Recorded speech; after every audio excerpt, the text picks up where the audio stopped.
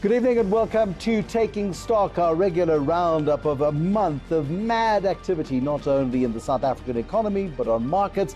Currencies had a bit of a wobble, and of course the world has changed dramatically. Britain is under new management since the last time we spoke. Yep, it's been a tough month on the JSE, although the market has had a pretty level playing field. There have been some pretty big moves, results out of the likes of Anglo-American, for example, showing they're firing on most cylinders, although diamond sales have come under some pressure. We're going into a new results reporting season. We're starting to see the trading updates come out of banks and retail and parts of the economy, and it's not painting a pretty picture. This week, the unemployment crisis was stepped up a notch. Unemployment over 29%, the official employment stats showing that this week. And Wayne McCurrie is with FNB Wealth and Investments. Paul Theron is with Vestact. Wayne McCurrie, let's start with you. I guess no surprise that in a failing economy, as Fitch is coming out with warnings and Moody's is telling us we can't do Christmas in July for Eskom, that we on a slippery slope into a bottomless pit of despair if we're not careful. Well, maybe it wouldn't be quite as negative as that, but let's look at the situation. We've had 6 years now of very poor economic growth. And this year, if we 0.5% economic growth, it will be good. Admittedly, mainly because of the first quarter, and we sincerely hope that the second quarter going forward is better, but then it'll just be better off an incredibly dismal base. It's not actually good. And to get the economy to higher growth levels, to create jobs, we need structural reform, which will lead to a change of sentiment, which will go into a virtuous cycle instead of a vicious cycle. But of course, when that's going to happen, at what pace it's going to happen, you just simply don't know. The only good news really you can make out of all of this is things are so bad, they could probably only get better. But here, and I like your optimism, Wayne, but if I tied both your hands behind your back and hit you repeatedly with a big stick, eventually you would fall to your knees. And it feels like our economy is a bit like that right now, with our politicians incapable of focusing on their day jobs because they're too busy pulling knives out the back. No, I hear that, but I mean, we must sit back and look at, even though there's a massive path still to go, there's still a lot to do. Quite a bit has been done, at least it appears to me politically. We have started down the right path. There's been massive change in the SOE management. There's been massive change in the cabinet. There's been quite a bit of structural change. The panel on land reform coming out with their recommendations, and there's nothing there to scare anyone. In fact, in the shorter term, there probably won't even be a constitutional change. So there are scatterings, if you like to put it that, of good news around, but obviously we've got to still continue down this path and maybe take a sense of perspective. We have had a very tough time in the last 6 years, but we're not in a minus 5% growth rate. I mean, so the economy might be on its knees, but it's not about to give its last gasp. We don't need to dig a hole for it just yet. We don't quite dig a hole, or a very shallow hole. Very shallow hole. But there are a couple of interesting things happening. I mean, I just looked at the appointment of the new PIC chairman in Rural Khoza, and the decision by Tito Mboweni to skip tradition and not give the job to his deputy finance minister, and to say to Rural Khoza, safe pair of hands, the guy who ran Eskom when it was profitable and had excess power, you go and run this 2 trillion rand investment fund. It is too important to fail, and it's been so badly treated in the last decade, it needs some life support. Yeah, no, it's not really all that hard, I don't think, to right the ship. It's a matter of just doing the right thing on a daily basis and micro decisions. And I think I agree with Wayne that there is cause for some optimism there. Of course, when does that translate into business investment, consumer confidence? An uptick in credit extension remains uncertain.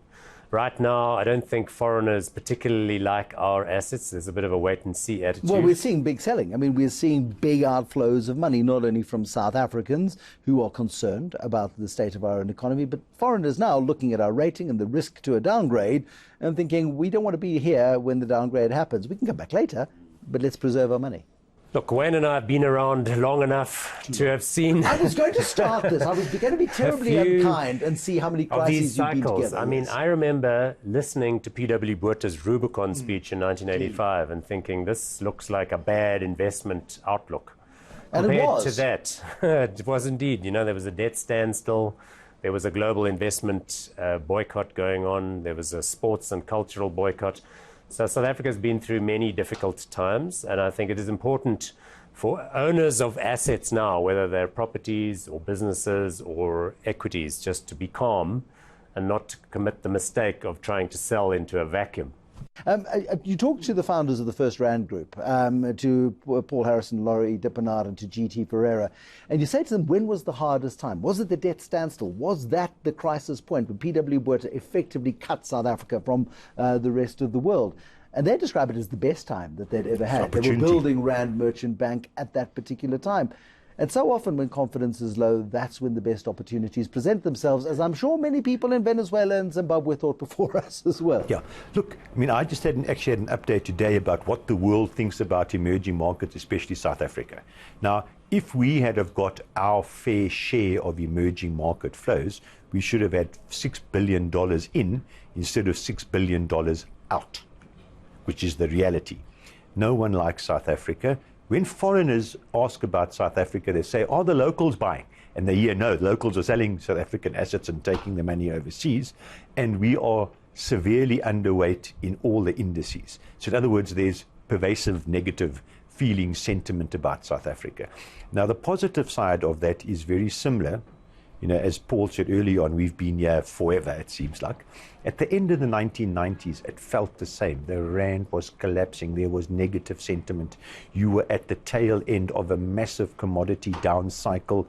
Things were just terrible.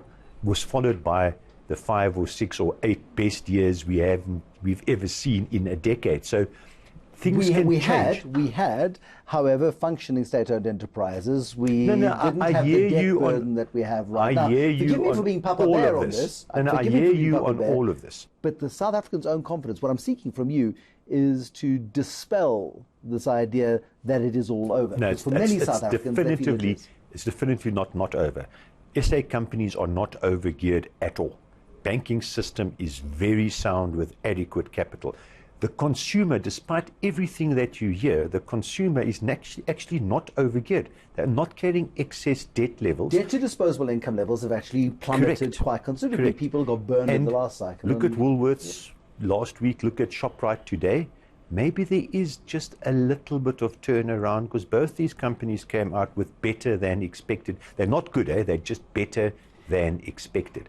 But I mean, it's like being caught in the lift for stuck in the lift for 5 minutes. At 4.5 minutes, you start to panic. And then in 5 minutes, you're out. So maybe we're in that 4.5 minute panic stage. So I don't know, maybe I'm just too optimistic. Maybe I'm clutching straws.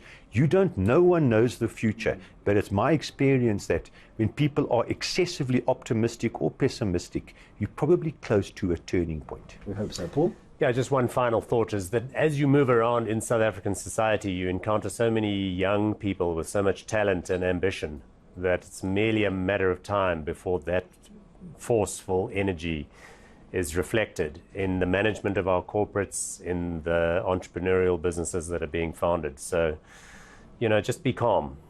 Keep calm and carry on. Keep calm and carry on. Take two those little white pills to help you sleep and carry on. You do much better on a full night's sleep. And forgive me for being Papa Bear this evening. It's unusual. I do like to be optimistic about the future of South Africa, but just the tone of South Africa right now is so negative. If you live on social media, as so many of us do, you would believe that Armageddon had arrived and was taking place outside of your bedroom window this evening. But it's not. That's the reality. Lots of sets of results and trading updates are pointing to the fact that there is life in the old dog yet. We'll talk to some of those in a couple of minutes.